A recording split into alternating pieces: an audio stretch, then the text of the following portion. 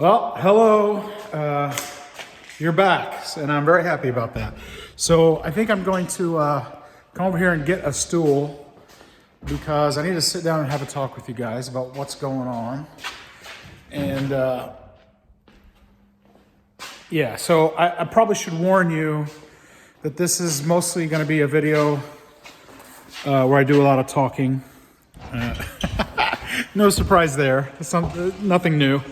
But this is really about kind of filling you guys in on what's going on lately, because there is some news to share. And it's important for the people who are kind of following the channel long term and would like to know, what's going on as it happens. So, yeah, so I guess what I wanted to say is that this is a gigantic project, everybody knows that. And what I have found in this first year, 14 months or so, is that trying to do that myself is extremely challenging. Really just doing it myself is setting myself up for failure. So what's happening is I am expending about 50% or more of my effort just trying to stay ahead of the entropy on the building. So there's a certain amount of work that has to go in just to keep things from going worse. And that takes about 50% of my time. And then I've only got one person, so that other 50%, it's really slow when it comes to moving the needle. This building talks, makes noises, and I always wonder if there's somebody in the building wandering around. Anyway, so I've really been giving a lot of thought to that lately, and one thing that has become abundantly clear is I need to stop being task-oriented, which means okay, I'm gonna do this first, and then this first, and next, and next. What I need to do is focus on putting systems in place that will help me achieve the end goal. So, for example, I want to hire somebody to do tuck pointing. Maybe just hire them full-time as a regular job where 40 hours a week, they're just tuck pointing around the outside of the building.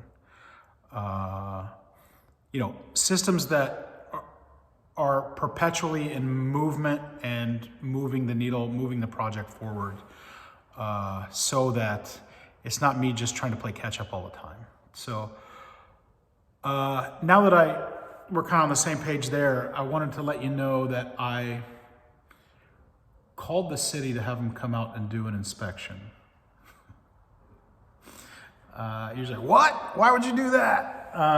Because there's a lot of fear involved with that, because you never know what they're going to say.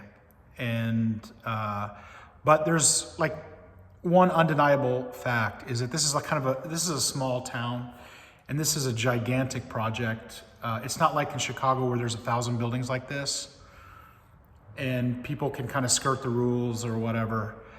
That's not really possible here. So, not that I would do that anyway, but what I really need is to make sure that the city is on board. I'm doing everything the way that it's supposed to be done, and in a way kind of partner with them, because they know what the code is. They know what needs to be done to get me past that final inspection anyway. And so involving them as early as possible is really good for me. So making a big deal about what was just a single meeting. So, nothing gigantic to report. But going back to the idea that I need to put systems in place, what I want to do, I've kind of wrapped my mind around it. I've been thinking about it for a while. And so my friends Bob and Dave, I've been talking with them about it. And I came to a place where I'm thinking, thanks to them, because I had it in my mind, but they're like, yeah. And especially Bob, his idea was you need to do this. And I need that sometimes. I need somebody because I'm scattered. I'm just trying to stay above water with this whole project. And it's great to have a third party say, whoa, hold your horses. Let's organize you. Let's pick out the objectives, let's put some systems in place and move the ball. So Bob just called. He wanted to hear the results from the meeting. So what I did was I called the city and had them come out, and I had some specific questions on my mind. I wanted to know, because anything that you do that's construction, electric, plumbing, roofing, that kind of stuff, you need to have a permit. So I was wondering, because of the scale of this project, can I make a permit with like 30 items on it, and then I don't have to file it every time, and then I can, I have their general approval and then just work on that list? Yes, the answer is yes, I can do that. Great. The other thing that I wanted to know was whether I could hang conduit myself and then allow it to be rewired.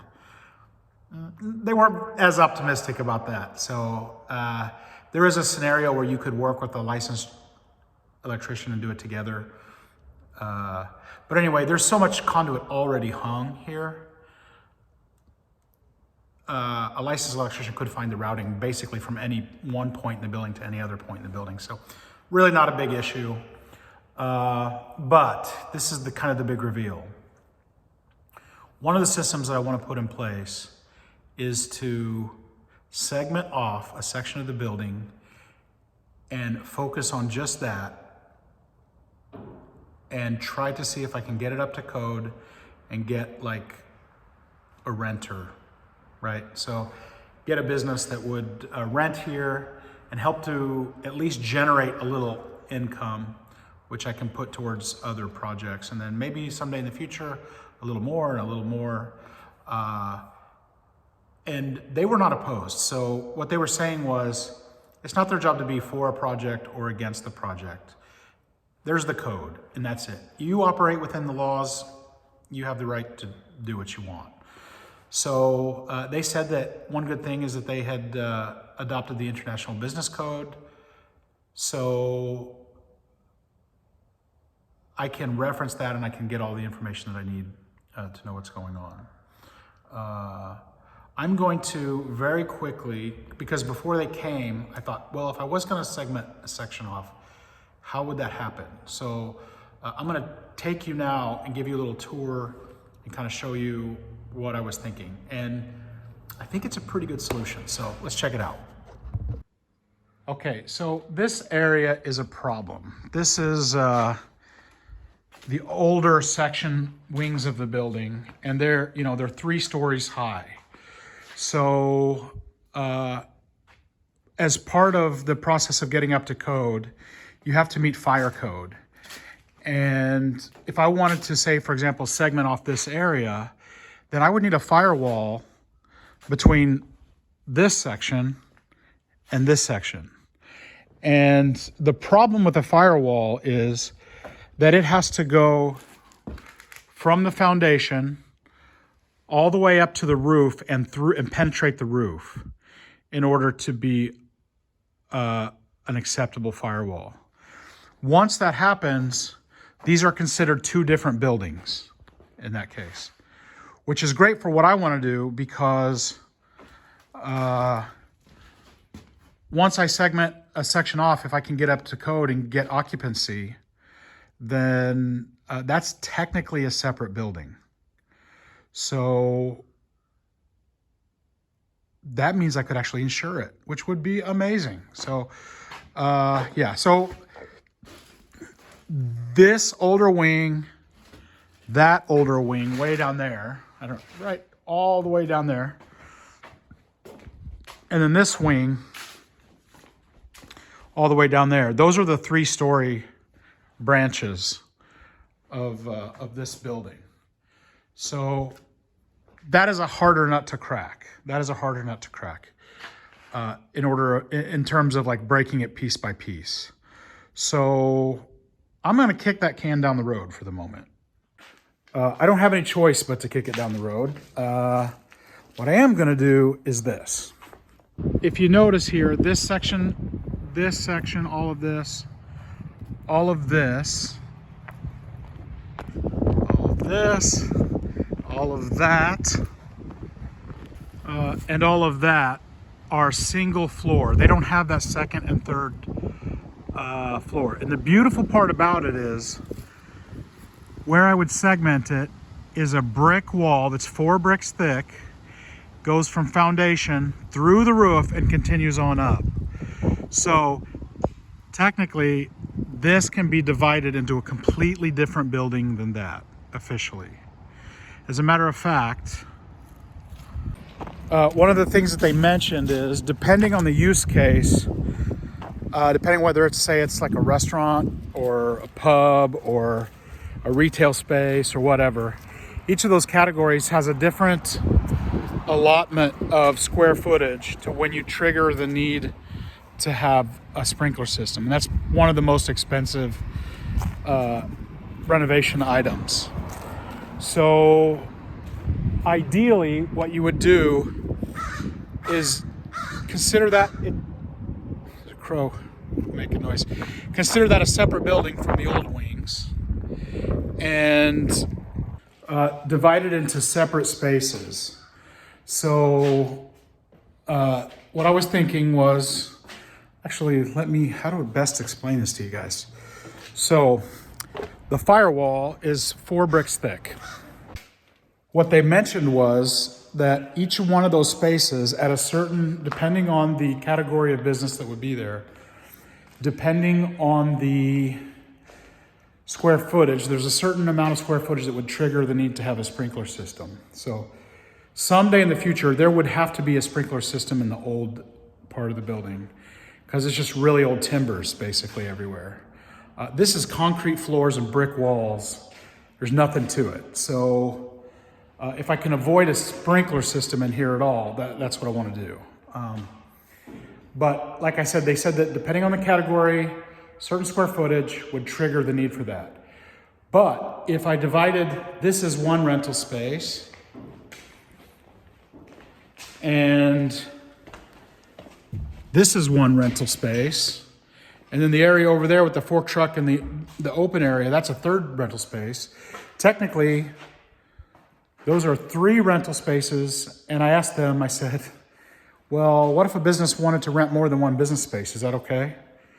So, an answer is yes. So, technically I would, if I am successful in doing this, there would be 3 commercial spaces here.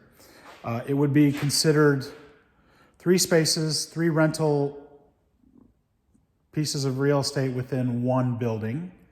And that building is separate, technically, from the old part of the building. So there are so many considerations, right? I mean, I don't even know what they are. There's the unknown unknown. There's the known unknowns and yeah, whatever. But I don't even know the challenges that I'm going to run into. One thing that they said is they really want to see me use a designer firm or structural engineer or something like that who is completely familiar with all the codes.